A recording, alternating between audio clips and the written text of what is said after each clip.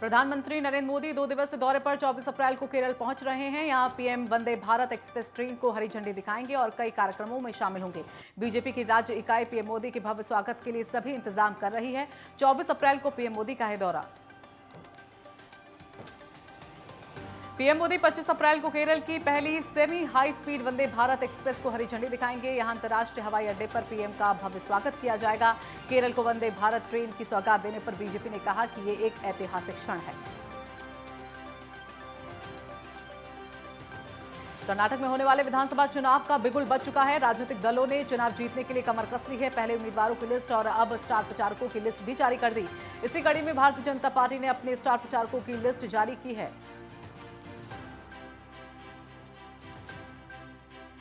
Star प्रचारकों की इस लिस्ट में प्रधानमंत्री नरेंद्र मोदी, केंद्रीय गृह मंत्री अमित शाह, जेपी नड्डा, केंद्रीय रक्षा मंत्री राजनाथ सिंह, मुख्यमंत्री योगी आदित्यनाथ, केंद्रीय मंत्री स्मृति ईरानी के साथ ही 40 लोगों के नाम शामिल है। कर्नाटक में सीएम योगी आदित्यनाथ की 26 और 30 अप्रैल के अलावा 6 मई को कर्नाटक में रैली होगी। कर्नाटक में एक चरण में 224 विधानसभा सीटों पर चुनाव होने वाले हैं। 10 मई को वोटिंग होगी और 13 मई को मतगणना होगी। वहीं कर्नाटक में 5.21 करोड़ मतदाता हैं, जिनमें पुरुष मतदाताओं की संख्या 2.6 करोड़ है, जबकि महिला मतदाताओं की संख्या 2.5 करोड़ है।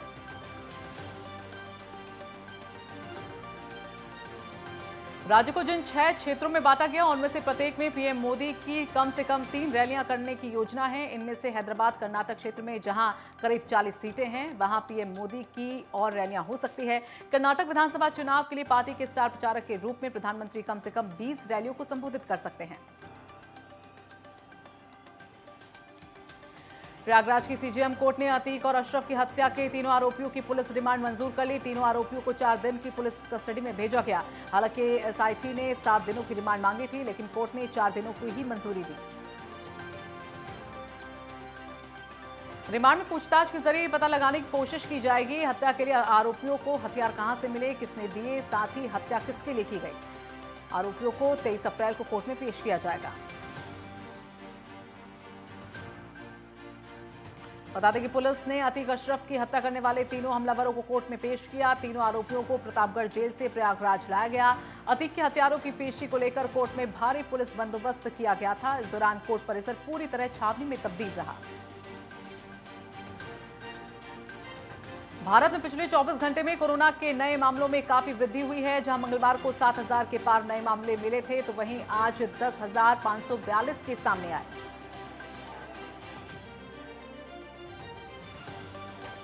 देश में सक्रिय मरीजों की संख्या भी लगातार बढ़ती नजर आ रही है। देश में कोरोना के सक्रिय मरीजों की संख्या 63,562 हो गई। गुजरात में कोरोना के मामले बढ़ते दिखाई दे रहे हैं। वहीं केरल में मौत का आंकड़ा बढ़ता जा रहा है, जहां 24 घंटे के अंदर 27 लोगों की मौत हो गई। ऐसे में सरकार ने सभी को सतर्क रहने, मास्क लगाने, भीड़भाड़ वाली जगहों पर जाने से बचने की सलाह दी है। देहरादून में मुख्यमंत्री पुष्कर सिंह धामी की अध्यक्षता में कैबिनेट की महत्वपूर्ण बैठक संपन्न हुई। कैबिनेट बैठक में 21 प्रस्ताव पर मोहर लगी है। बैठक के बाद उत्तराखंड के मुख्य सचिव एसएस संधू ने फैसलों की जानकारी दी। लखनऊ में राज्यसभा सांसद संजय सिंह ने प्रेस कॉन्फ्रेंस की। इस दौरान संजय सिंह ने बीजेपी सरकार पर जमकर हमला बोला। संजय सिंह ने कहा कि बीजेपी चाहे जितनी साजिश कर ले, हम साजिशों से पीछे हटने वाले नहीं हैं और हम गांधीवादी हैं। आने वाले समय में यूपी निकाय चुनाव में बड़ी बहुमत से जीत हासिल करके दिखाएंगे। बद्रीनाथ और हेमकुंड साहिब यात्रा मार्ग पर तीर्थयात्रियों को स्वास्थ्य सुविधाएं मुहैया कराने के लिए स्वास्थ्य विभाग चमोली ने कमर कस ली, जिसकी यात्रा से पूर्व सभी तैयारियां कर ली गई हैं। एसीएमओ ने बताया है कि विभाग द्वारा यात्रा रूट पर 59 डॉक्टरों की तैनाती कर दी गई है।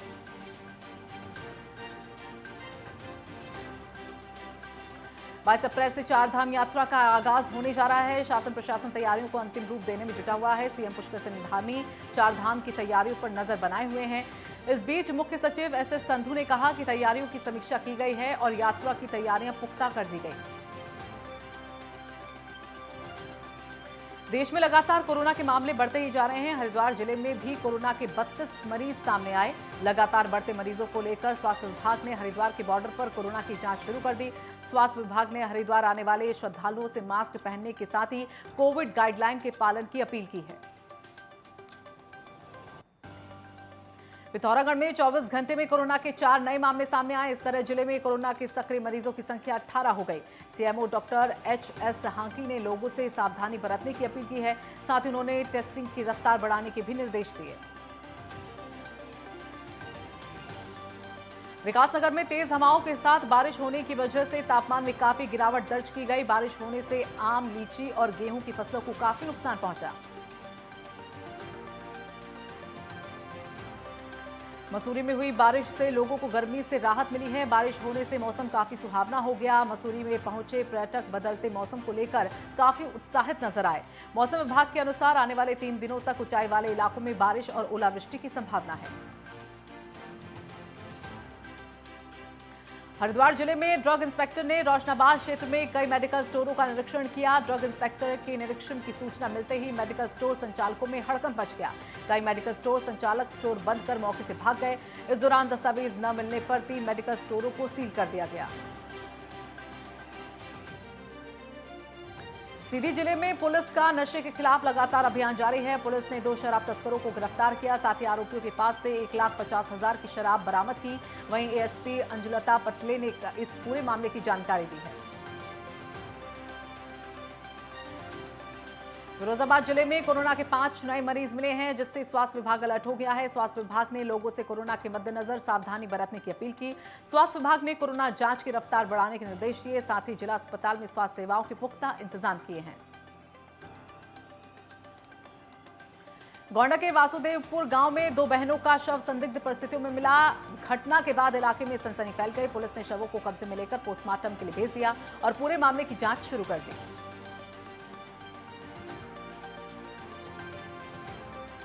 नौशहरा में आग की घटना पर काबू पाने के लिए स्वास्थ्य विभाग द्वारा फायर फाइटिंग सिस्टम लगाया गया है। इसके साथ ही उप जिला अस्पताल नौशहरा में सभी वार्डों में पानी की पाइपलाइन बिछाई गई। अस्पताल के किसी भी वार्ड में धुआं उठते ही सायरन बजना चालू हो जाएगा।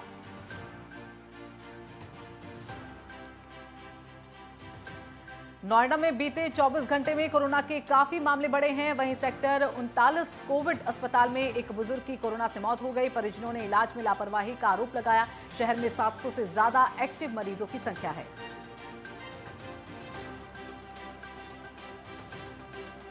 जौनसार बावर में देर रात मौसम ने अचानक करवट ले ली। इस दौरान पहले आंधी तूफान आया, उसके साथ ही बारिश होने से क्षेत्र में लोगों को गर्मी से राहत मिली है। लोगों का कहना है कि बारिश से गेहूं के साथ ही अन्य फसलों को काफी नुकसान होने की उम्मीद है। कौशाम्बी के सैनी थाना इलाके में अनाज मंडी में भीषण आग लग गई। मंडी में आग लगने से लोगों में हड़कंप मच गया। इस दौरान मौके पर लोगों की भीड़ इकट्ठा हो गई, जिसके बाद लोगों ने आग पर काबू पाया, जिसके चलते मंडी में बड़ा नुकसान होने से बच गया। मंगलवार को प्रदेश भर के 5,000 के लगभग सामुदायिक स्वास्थ्य अधिकारियों ने एकत्रित होकर स्वास्थ्य भवन सचिवालय का घेराव किया था और उसके बाद कई मांगों पर सहमति बनी थी, लेकिन कुछ मांगों को लेकर धरना जारी है। और वक्त यहां पर एक छोटे से ब्रेक का, जल्द हाजिर होंगे।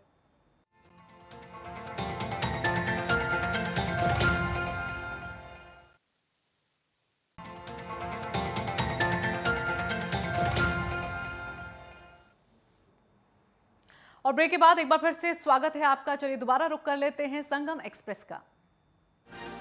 उज्जैन रेलवे स्टेशन का एक वीडियो सोशल मीडिया पर वायरल हो रहा है। वीडियो में साफ तौर पर दिखाई दे रहा है कि ट्रेन की चपेट में आ रहे यात्री को किस तरह भगवान बनकर आए कुली ने बचा लिया और यात्री को चलती ट्रेन से बाहर खींच लिया और उसकी जान बच गई।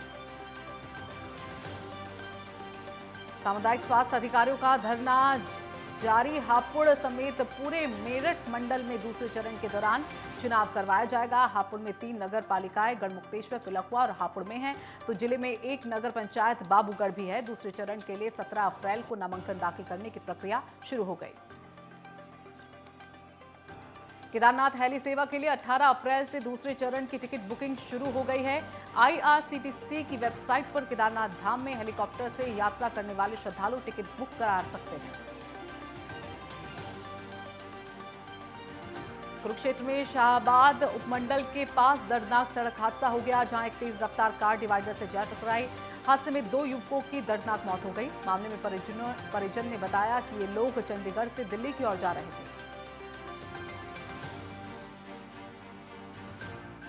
छत्तीसगढ़ पीडब्ल्यूडी विभाग के मुख्य अभियंता के पिपरी अपने बस्तर दौरे पर हैं। बस्तर के सभी जिलों की समीक्षा करने के उद्देश्य से मुख्य अभियंता बस्तर पहुंचे हुए हैं। इसी दौरान बस्तर की आराध्य देवी माई दंतेश्वरी के दर्शन करने दंतेवाड़ा पहुंचे, जहां पर सपरिवार विधि विधान के साथ उन्होंने माई दंतेश्वरी की पूजा अर्चना कर उनसे आशीर्वाद लिया।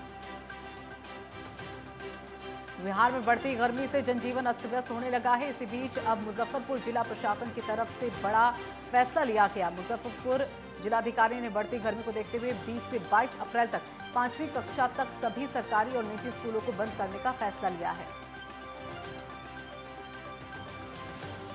आजमगढ़ में साइबर क्राइम पुलिस को बड़ी कामयाबी मिली है। पुलिस ने फेसबुक और सोशल मीडिया पर महिला बनकर विदेशी गिफ्ट देने के नाम पर ठगी करने वाले 3 आरोपियों को गिरफ्तार किया है। पुलिस ने शातिर ठगों से 18 लाख की ठगी के मामले में 11 लाख रुपए बरामद कर लिए हैं। नोएडा पुलिस ने सोशल मीडिया पर ठगी मामले में बड़ी कार्रवाई की है। पुलिस ने सोशल मीडिया पर महिलाओं से दोस्ती कर ठगी करने वाले 8 लोगों को गिरफ्तार किया, जिसमें अफ्रीकन देश के 7 लोगों के साथ एक भारतीय महिला भी शामिल है। पकड़े गए आरोपियों के पास से करीब 700 महिलाओं की चैट मिली है। यूपी में सुदृढ़ कानून व्यवस्था बनाए रखने के लिए प्रमुख सचिव गृह संजय प्रसाद ने एक बैठक की, जिसमें पुलिस महानिदेशक आर.के. विश्वकर्मा, स्पेशल डीजी कानून व्यवस्था प्रशांत कुमार समेत कई अधिकारी शामिल हुए। इस दौरान सभी अधिकारियों को आवश्यक दिशा निर्देश दिए गए। इस दौरान संजय प्रसाद ने कहा कि मौजूदा साल में प्रदेश में सभी धर्मों के पर्व और त्योहार शांति और सौहार्द के बीच संपन्न हुए हैं। इससे पूरे देश में एक अच्छा संदेश गया है। प्रदेश में हर एक नागरिक की सुरक्षा हम सभी की प्राथमिकता है। हमें अपने इस दायित्व के प्रति सदैव सतर्क सावधान रहना होगा। बदायूं के बिसौली कोतवाली क्षेत्र में करंट की चपेट में आने से युवक की मौत हो गई है। घटना के बाद परिजनों में कोहराम मच गया। पुलिस ने शव को पोस्टमार्टम में भेज दिया है और मामले की जांच शुरू कर दी है। फिरोजाबाद में पुलिस ने जंगल में छापेमारी की और कच्ची शराब बना रहे 2 लोगों को गिरफ्तार कर लिया है। साथ ही शराब बनाने के उपकरण भी बरामद किए और 510 लीटर कच्ची शराब बरामद की। दोनों लोगों को गिरफ्तार कर जेल भेज दिया गया। सहारनपुर में आगामी त्योहार और नगर निकाय चुनाव को लेकर प्रशासन अलर्ट मोड पर है। एसएसपी ने थाना कुतुबशेर क्षेत्र में पैदल गश्त की और जनता से प्रशासन के साथ सहयोग करने की अपील की। मेरठ के लिसाड़ी थाना क्षेत्र के 2 पक्षों में विवाद हो गया। विवाद इतना बढ़ गया कि पथराव और मारपीट तक जा पहुंचा। हमले में 4 लोग घायल हो गए, जिन्हें जिला अस्पताल में भर्ती कराया गया। सूचना पाकर मौके पर पहुंची पुलिस ने मामले की जांच शुरू कर दी है। आगरा में सरकारी राशन की कालाबाजारी पर बड़ी कार्रवाई की गई। कगरौल थाना क्षेत्र में सरकारी चावल पकड़ा गया है। पुलिस ने सरकारी चावल से लदे 3 टेम्पो को पकड़ा।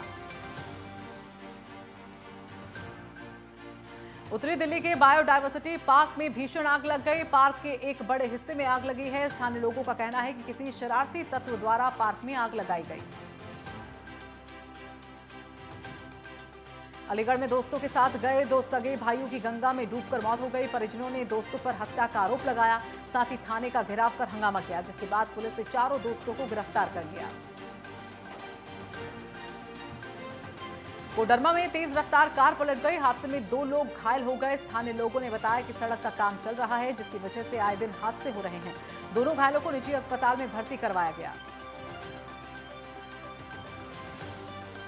कांग्रेस के उपायुक्त कार्यालय बोकारो के समक्ष प्रदर्शन किया गया। प्रदर्शन का नेतृत्व कांग्रेस के जिला अध्यक्ष उमेश प्रसाद गुप्ता ने किया। जिला अध्यक्ष ने कहा कि पीएम देश के सामने मन की बात और दोस्तों के साथ धन की बात करते हैं। देश दिनों दिन गर्त में जा रहा है और प्रधानमंत्री विकास विरोधी कार्य करते जा रहे हैं। भागलपुर में जेडीयू विधायक गोपाल मंडल के बेटे आशीष मंडल के रेस्टोरेंट में भीषण आग लग गई। आग लगने से पूरा रेस्टोरेंट जलकर राख हो गया। सूचना पर दमकल की 7 गाड़ियां पहुंची। कड़ी मशक्कत के बाद आग पर काबू पाया गया। दरसेवा विधायक ने अपने बुडेरा ग्राम पंचायत में नहर लाइनिंग निर्माण कार्य का भूमि पूजन किया। इस दौरान उन्होंने सरकार के कामकाज की प्रशंसा की। उन्होंने कहा कि राज्य सरकार समाज के सभी वर्गों के विकास के लिए काम कर रही है।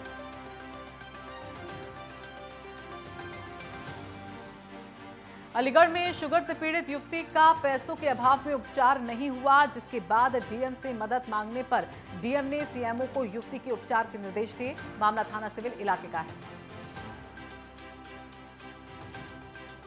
अलीगढ़ में दूध बेचने वाली महिला को कूड़े के ढेर में नवजात मिला, जिसके बाद महिला ने नाम पहचान देकर बच्चे को आधी संपत्ति का मालिक बना दिया। पलवल में 122 आंगनबाड़ी केंद्रों को अपग्रेड कर प्ले स्कूल बनाया गया। सिटी मजिस्ट्रेट कुमारी द्विजा ने आंगनबाड़ी केंद्र पर आयोजित प्ले स्कूल रेडीनेस मेले का शुभारंभ किया। बगहा में बेतिया पुलिस ने हत्या की गुत्थी को सुलझा लिया, जिसमें पुलिस ने मुख्य अभियुक्त समेत 3 अभियुक्तों को गिरफ्तार किया है। चुनावी रंजिश में गणेश पटेल की पीट पीटकर हत्या कर दी गई थी। नगर निकाय चुनाव से पहले औरैया पुलिस ने बड़ी कार्रवाई की है। पुलिस ने अवैध शस्त्र फैक्ट्री का खुलासा किया, जिसमें 2 आरोपियों को गिरफ्तार किया गया। साथ ही शस्त्र बनाने के उपकरण भी बरामद किए गए। नोएडा की थाना सेक्टर 39 पुलिस ने 4 जालसाजों को गिरफ्तार किया है। इस गैंग से जुड़े 90 लोग टप्पेबाजी की घटनाओं को अंजाम दे चुके हैं। फिलहाल पुलिस आगे की कार्रवाई में जुटी हुई है। औरैया में स्कूल बस ने छात्र को रौंद दिया। हादसे में छात्रा की मौके पर मौत हो गई। घटना के बाद परिजनों में कोहराम मच गया। पुलिस ने बस चालक को हिरासत में ले लिया। मामला सदर कोतवाली क्षेत्र के उद्धमपुर का है। हरदोई में सड़क किनारे संदिग्ध परिस्थितियों में पीआरडी जवान का शव मिला। एएसपी ने बताया कि अज्ञात वाहन की टक्कर से जवान की मौत हो गई। पुलिस ने शव को पोस्टमार्टम के लिए भेज दिया। जालौन में शॉर्ट सर्किट से गेहूं की खड़ी फसल में आग लग गई। 3 बीघा फसल जलकर राख हो गई, जिससे कि लाखों रुपयों का नुकसान हो गया। आग लगने से ग्रामीणों में हड़कंप मच गया। मामला कदौरा थाना क्षेत्र का है। बिलासपुर के कोनी थाना क्षेत्र में ट्रक ने बाइक सवार युवक को रौंद दिया। हादसे में बाइक सवार युवक की मौके पर मौत हो गई। घटना के बाद इलाके में सनसनी फैल गई। पुलिस ने शव को पोस्टमार्टम के लिए भेज दिया और मामले की जांच शुरू कर दी।